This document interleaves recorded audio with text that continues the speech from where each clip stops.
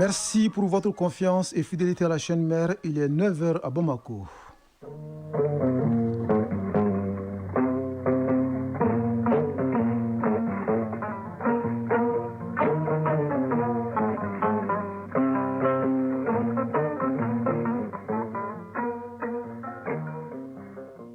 Le journal Bourama Traoré. Mesdames et messieurs, bonjour et bienvenue dans la première édition de Mali Actualité. Pas de titre pour ce journal pour des raisons indépendantes de notre volonté. 746 nouveaux fonctionnaires renforcent désormais l'effectif des agents de l'État. C'est le résultat du concours de la fonction publique publié vendredi. Les chefs du département de tutelle étaient hier devant la presse pour un récit d'explication du déroulement de ce concours et les principaux enseignements à tirer. À en croire Fassou Koulibaly, 11 faux diplômes ont été décelés à la suite de la vérification. Des diplômes qui seront transmis au pôle économique et financier, a-t-il assuré. Le compte rendu est signé à Lousseni Touré. Ils étaient 58 075 candidats au concours d'entrée dans la fonction publique pour 773 places à pourvoir. À l'arrivée, 746 places ont été effectivement pourvues. Fassoum Koulibaly, ministre du Travail, de la fonction publique et du dialogue social. Et parmi les admis, nous avons 45% pour les femmes, 332 admises, contre 55% pour les hommes, 414 hommes. Et en termes d'effectifs présents, on a 48 938. Les absents sont autour de 9 300 et quelques. Dans la foulée, des fraudeurs et des détenteurs de faux diplômes sont découverts. Les organisateurs qui n'en sont pas à leur première expérience ont mis suffisamment de garde-fous pour éviter que ces phénomènes prospèrent. À la suite de la vérification des diplômes, nous avons décelé 11 faux diplômes. Comme vous l'avez constaté l'an passé également, nous avons décelé 44 faux diplômes. Cette année, c'est encore moins, mais il y a toujours quand même la pratique des faux diplômes que nous constatons effectivement dans la participation au concours. Ces faux diplômes seront également transmis au niveau du pôle économique et financier à travers le contentieux de l'État. Pour cette édition, le département a innové notamment dans le processus du choix des sujets. Fassoum Koulibaly, ministre du Travail, de la fonction publique et du dialogue social. Dans le temps, les sujets passaient par plusieurs mains. Nous avons créé une commission restreinte de 3 personnes. Les enseignants qui sont désignés par les écoles, les instituts, les universités viennent déposer directement les sujets entre les mains de cette commission. Et en plus de ça, nous avons renforcé la surveillance.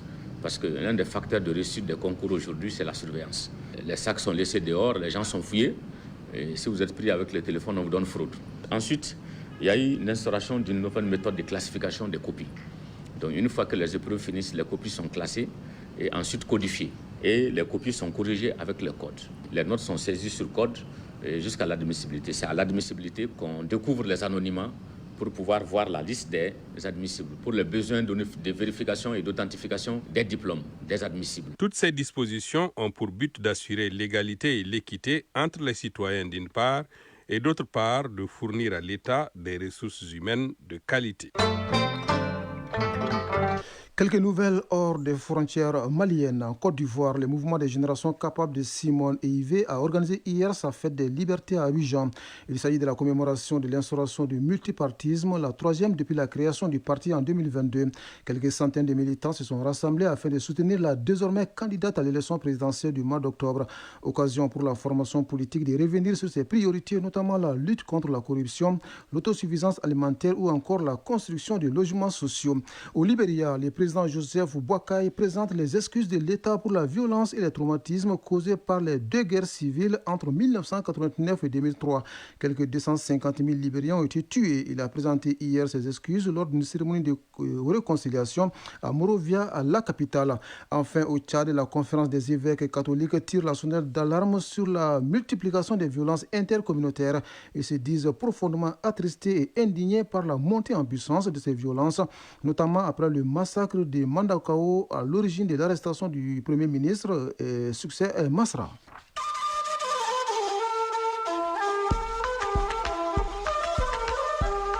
AES Actualité.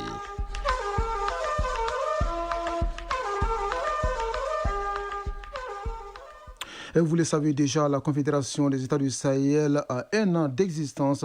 Dans le cadre de cet anniversaire, la rédaction de Mali Actualité initie une série de dossiers. Gros plan ce dimanche sur la diplomatie avec des acquis importants et des perspectives. Les rappels de Nyanga Aliou Traoré. Une diplomatie au service des peuples de la Confédération AES, c'est-à-dire une diplomatie plus structurante, anticipative, mais surtout une diplomatie économique face aux enjeux mondiaux pour le bien-être des populations du Sahel. Abdoulaye Diop, ministre des Affaires étrangères et de la coopération internationale. Le Mali reste ouvert. Le Mali a indiqué qu'il y avait juste 3 principes qui sont importants pour ces relations de partenariat. Le premier, c'est que tout partenariat doit respecter la souveraineté du Mali.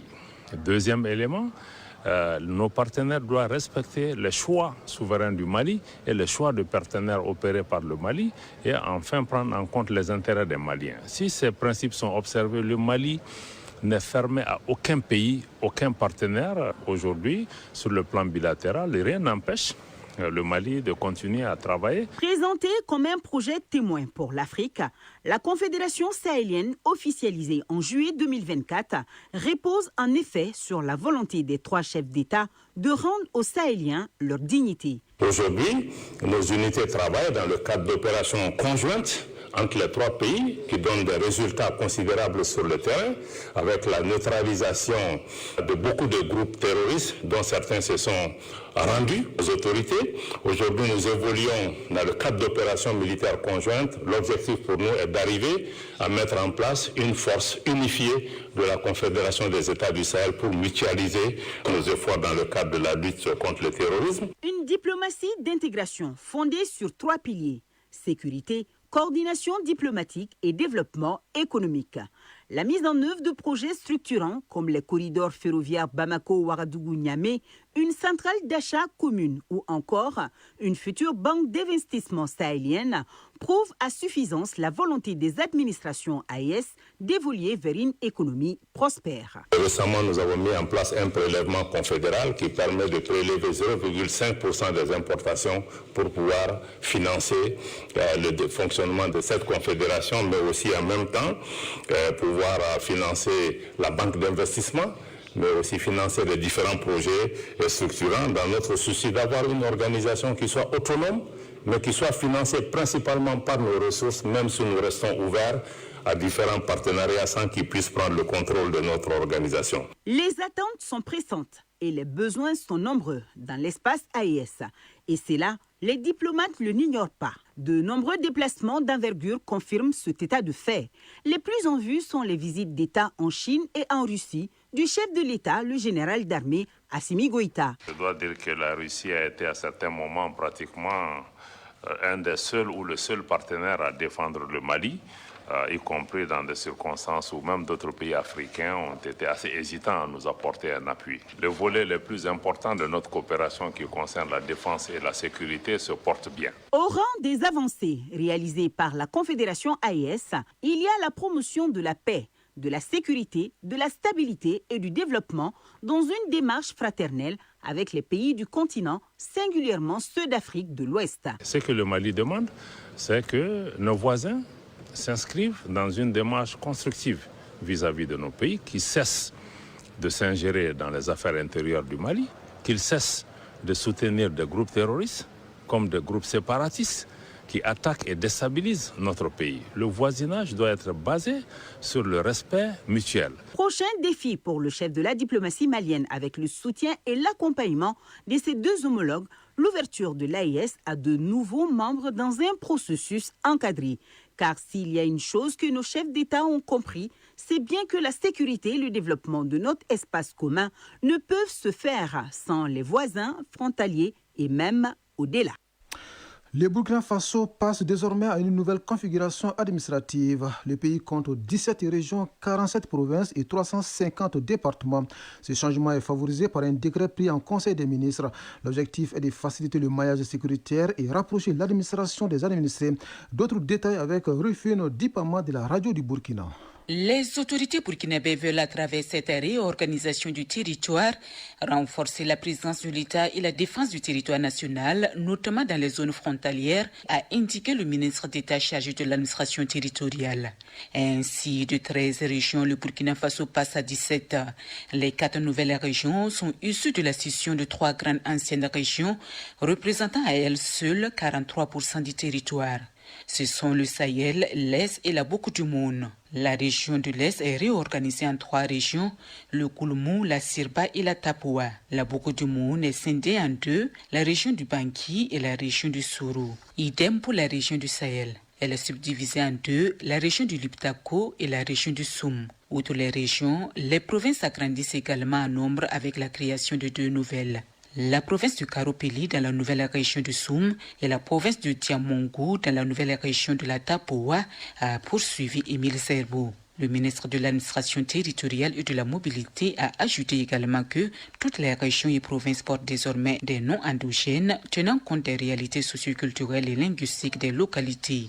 La région du Kuriko, chef-lieu Bobo Dioulasso par exemple, fait référence à l'ancien royaume fondé au XVIIIe siècle, un espace commercial et politique. La région du Kwilsi, chef-lieu Kaya, signifie en moré cours d'eau, faisant référence aux cours d'eau qui sont dans la région, le fleuve Nakabe, les lacs Bamtem et Sian. La région du Yadga, chef-lieu Wayukia, fait référence au petit-fils du Naba Oubri qui a fondé le royaume du Yatinga. La région du Nado, chef-lieu Koudgou. Nado est l'ancienne appellation à Langurunsi de la ville de Koudgou, explique donc le ministre. Le nouveau découpage administratif du Burkina Faso comprend 17 régions, 47 provinces et 350 départements. Ces réformes sont la matérialisation de la volonté des forces vives des régions qui ont accordé leur quitus à l'idée d'un nouveau découpage administratif en juillet 2023 lors des rencontres avec des autorités. Une étape importante dans la construction d'un Burkina Faso plus fort, résolument tourné vers la souveraineté et la sécurité, a conclu le ministre Émile Zerbo. De Ouagadougou, cap sous la région de Difa au Niger, où le chef de l'exécutif régional était sur les rives de Komadougou-Yobé, une rivière nourricière qui signe son retour et annonce la saison des pluies. Le gouverneur de Difa a également visité le chantier de construction de la digue de protection de la ville. Aliou Ibrahim de la Voix du Sahel nous raconte. En ce début de saison de pluie, le gouverneur de la région de Difa a effectué une visite sur les rives de la Komadougou-Yobé. Ce déplacement avait pour double objectif de constater l'arrivée des eaux de cette rivière nourricière pour la région de Difa, synonyme de lancement des activités agricoles sous pluie, et évaluer l'état d'avancement des travaux de la construction de la digue de protection de la ville de Difa. La présence des premières eaux dans le lit de la Komadougou est d'une importance pour les populations du Manga. En ce qui concerne la Komadougou, cette rivière mythique qui est la sève nourricière de la région, son retour est toujours majestueux et chargé de symboles. Comme toujours d'ailleurs, son arrivée coïncide avec le début de l'hivernage. Donc nous sommes venus constater effectivement que la Komadougou est de retour, ce qui symbolise l'arrivée de l'hivernage. Ainsi, depuis son retour, les services de l'hydraulique ont installé un dispositif de suivi de la montée des eaux. Parallèlement, le gouverneur de la région de Difa a visité le chantier de construction de la digue de protection de la ville de Difa. L'avancée est remarquable. La Nigélec a fini pratiquement les travaux de connexion. Nous avons donc l'électricité au secteur et les travaux de la digue sont sur le point d'être achevés. Cette visite symbolique et stratégique illustre l'attention soutenue portée par le gouverneur de la région de Difa aux préoccupations des populations de cette région.